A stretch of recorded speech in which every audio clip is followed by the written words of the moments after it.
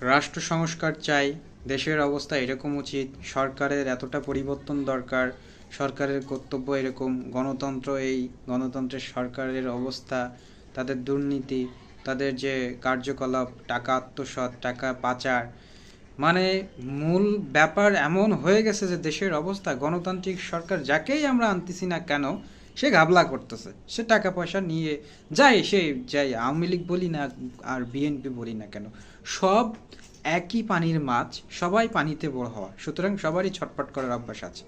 ক্ষমতা থাকলে আমাদের একটা কথায় আমরা শুনি যে আমরা বাঙালি ভালো মানুষ হচ্ছে সুযোগের অভাবে, সুযোগ পেলে সবাই চোর। বিখ্যাত দার্শনিক সক্রেটিসের একটা দর্শন আছে, তিনি আদর্শ রাষ্ট্রের একটা বর্ণনা দিয়ে গেছিল যে রাষ্ট্র যদি এরকম হয় সেটাই ওনার কাছে হচ্ছে আদর্শ একটি রাষ্ট্র। তো সেটা কি, তিনি বলেছিলেন যে একটি আদর্শ রাষ্ট্রের প্রথম স্থানে থাকবে হচ্ছে, বা সরকার পরিচালনা করার যত দায়িত্ব কর্তব্য পালন করবে হচ্ছে দার্শনিকগণ। দার্শনিকগণ কারা?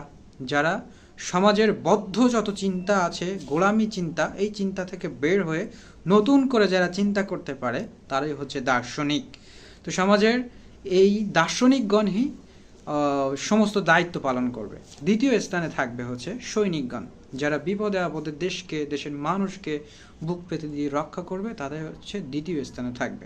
তৃতীয় স্থানে থাকবে সাধারণ মানুষ, শ্রমিকগণ। এখানে একটা বিতর্কের জন্ম হয় যে কেন শ্রমিকগণ বা সাধারণ মানুষ কেন তৃতীয় স্থানে থাকবে। তো তার সক্রেটিসের আবার যুক্তি ছিল, সমুদ্রের মাঝে যদি 100 যাত্রী নিয়ে একটা জাহাজ চলে, সেখানে যদি আপনি ওই যাত্রীদের ভিতর থেকে একজনকে দেন জাহাজ চালাইতে, সে জাহাজ নিয়ে আরেক কানায় গিয়ে তুলে ঝড়ে মরে পড়ে মরবে।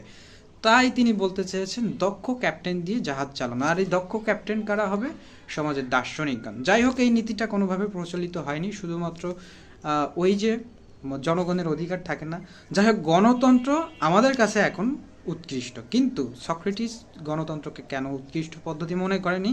তার কারণ জনগণ থাকে হচ্ছে, একটি রাষ্ট্রের বেশিরভাগ জনগণই থাকে হচ্ছে মূর্খ মানুষ বা সাধারণ মানুষ। তারা বোঝে না কাকে ভোট দিতে হবে, কাকে নেতা করতে হবে। তাই একদল মানুষের মিষ্টিকতায় ভুলে তাকেই ভোট দেয়, সে সৎ না, যোগ্য না। এই জন্যই গণতন্ত্রকে তিনি কখনো সমর্থন করে নাই। সক্রেটিসের ওই যে উক্তিটার ভিতরে কিন্তু একটা কারেন্ট অংশ আছে, যেটা কিছু মানুষের ভালো লাগতে পারে, আমার কিন্তু ভালো লেগেছে পার্সোনালভাবে, এই জন্যই শেয়ার করা, যে এখানে কিছু যুক্তিযুক্ত বিষয় আছে। যদি এমনও হতো তাহলেও মোটামুটি ভালো হতো, কিন্তু ওই একটা ব্যাপারেই আবার মন খারাপ হয়ে যায়, জনগণ বা সাধারণ মানুষের ক্ষমতা থাকবে তৃতীয় স্থানে। তো এটার জন্যই আবার সমর্থন হয় না।